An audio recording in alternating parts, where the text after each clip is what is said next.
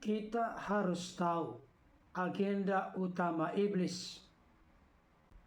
Saya ingin memberikan penegasan yang setegas-tegasnya bahwa agenda utama iblis adalah mencegah sebanyak mungkin orang di dunia ini agar tidak terbuka percaya kepada Yesus Kristus sebagai Tuhan dan Juru Selamat.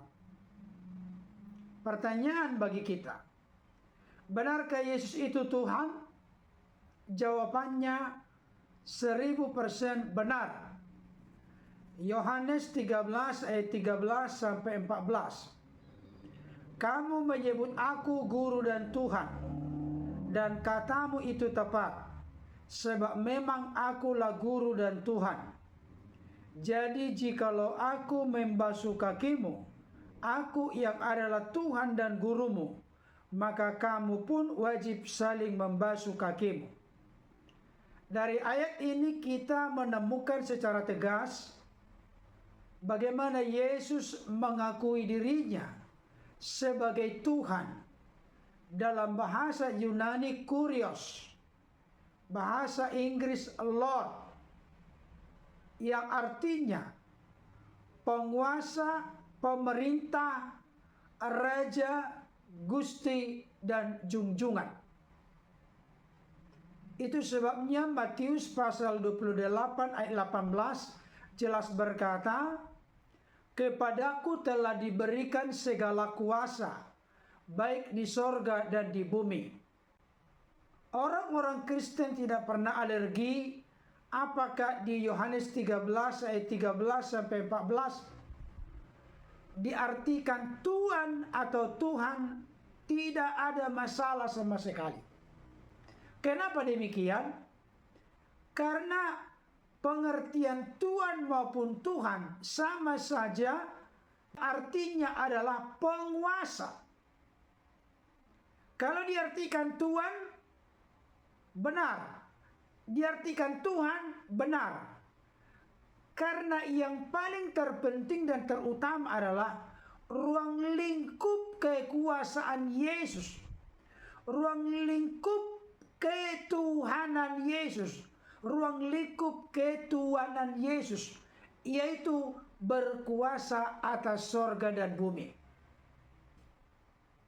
Pertanyaan berikutnya, apakah Yesus itu juru selamat? Jawabannya 1000% benar. Lukas 2 ayat 10 sampai 11. Lalu kata malaikat itu kepada mereka, jangan takut, sebab sesungguhnya aku memberitakan kepadamu kesukaan besar untuk seluruh bangsa. Malaikat memberitahukan kepada para gembala yang ada di padang Efrata kesukaan besar untuk seluruh bangsa. Apakah isi berita itu? Ayat 11. Hari ini telah lahir bagimu juru selamat, yaitu Kristus Tuhan di kota Daud. Jadi Yesus itu sejak lahir diberitahukan oleh malaikat bahwa dia adalah Tuhan dan juru selamat. Apakah Yesus itu juru selamat dunia? Jawabannya 1000% benar. 1 Yohanes 4 ayat 14. Dan kami telah melihat dan bersaksi bahwa Bapa telah mengutus anaknya menjadi juru selamat dunia.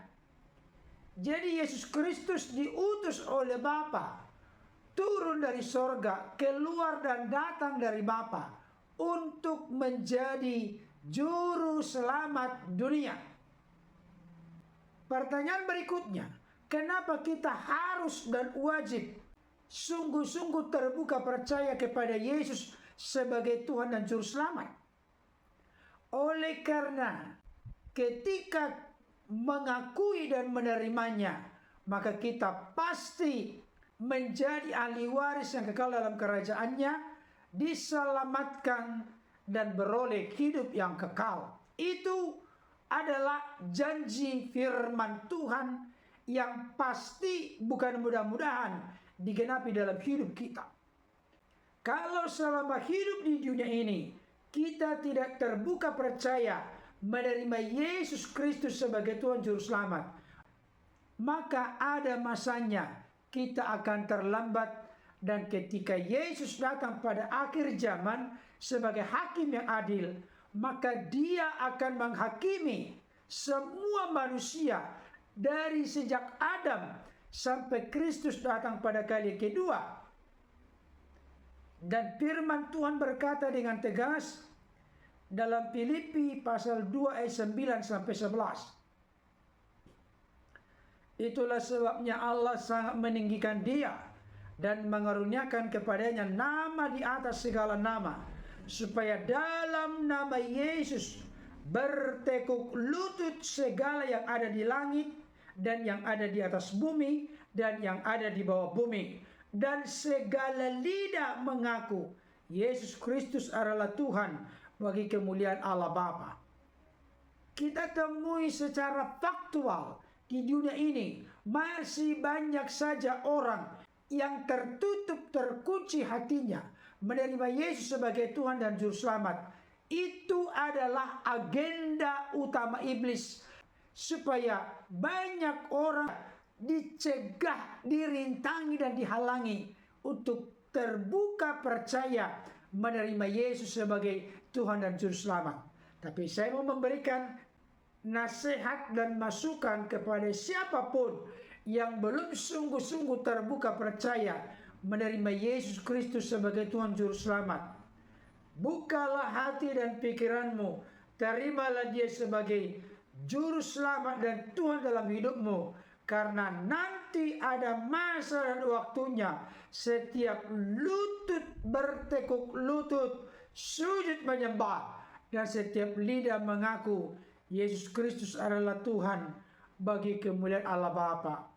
Kalau di akhir zaman Yesus datang sebagai hakim yang adil, baru Anda mengakui Dia sebagai Tuhan Juru Selamat, maka sudah terlambat.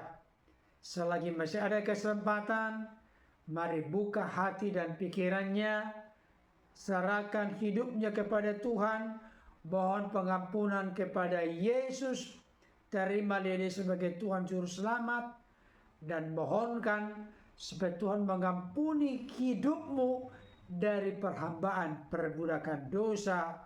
Maka siapapun yang datang kepada Yesus tidak akan pernah dibuang, tetapi diterima sebagaimana adanya.